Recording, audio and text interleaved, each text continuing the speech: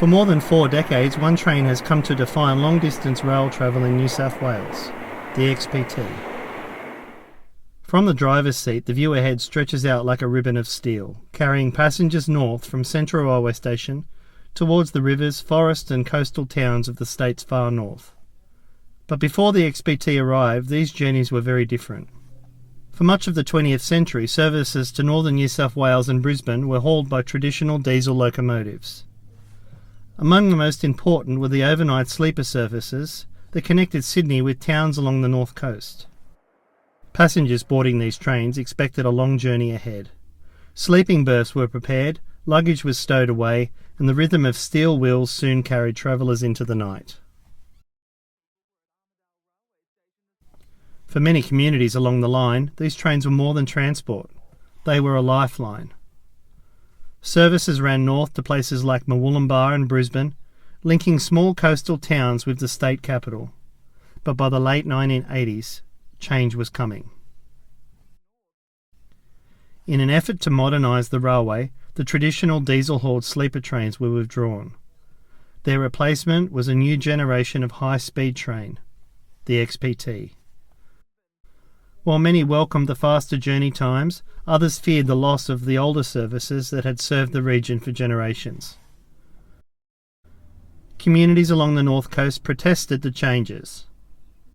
For locals, the trains were not simply about speed. They were part of daily life, family visits, holidays and work.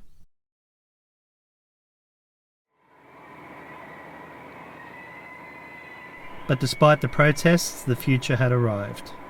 Introduced in the early 1980s, the XPT quickly became the flagship of long-distance travel in New South Wales. Painted in the now iconic candy livery, these trains represented a new era of speed and comfort.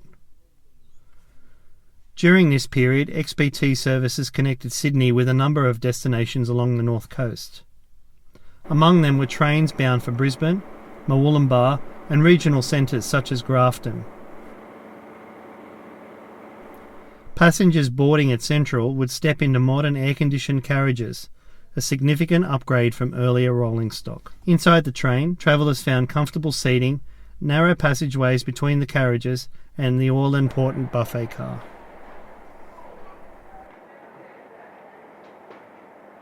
Long-distance rail travel was never just about getting from one place to another. It was about the experience. Passengers wandered through the train's corridors, chatting with fellow travellers, stretching their legs or making their way to the buffet car. Through the windows, the scenery gradually changed. Sydney's suburbs gave way to bushland, rivers, and rolling hills of the north coast. For many passengers, the journey itself became part of the adventure. The XPT was also a working train. Behind the scenes, railway staff carefully loaded supplies for the journey ahead. Boxes of food, drinks and provisions were transferred into the buffet car, ensuring passengers could be served throughout the long trip north. But the trains did more than just carry passengers. They also transported parcels, mail and small freight items, an important service for regional communities along the line.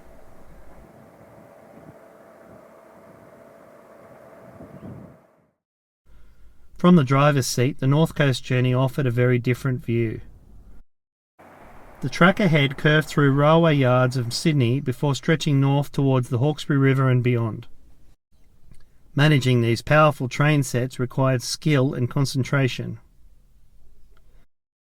Each XPT was powered by a power unit at both ends of the train, giving the driver the ability to control the entire formation with precision. As the train accelerated away from the station, the long journey north had truly begun. In the early 1990s, the network entered a new chapter with the creation of CountryLink. Services continued to evolve, and the timetable was adjusted to reflect changing travel patterns. Among the services operating during this time were the Grafton Express, connecting Sydney with northern New South Wales. These trains became a familiar sight at Central, departing daily for the long run up the coast. For many passengers, the Grafton service offered a convenient connection between the state capital and the far north.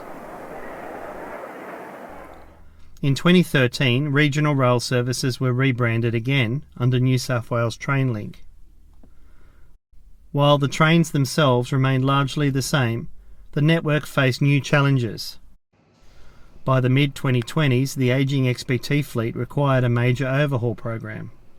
As a result, some services had to be reduced or temporarily suspended while trains underwent refurbishment.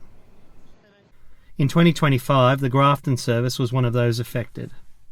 With trains removed from service for overhaul, the regular XPT run to Grafton was cancelled and replaced by a coach service. For many communities along the north coast, it was a familiar story. Once again, the future of long-distance rail service was uncertain. But railway history has a way of repeating itself, and now there are signs that the Grafton service may soon return. In April, something unusual is expected to take place at Central Station. Details remain limited, but preparations appear to be underway. Could this mark the return of the Grafton train?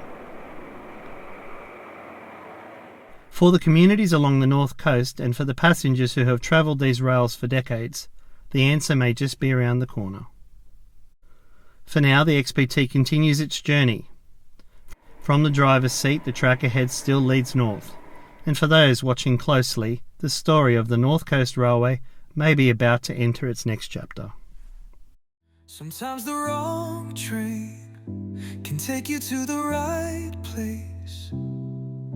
A winding road can still lead to grace.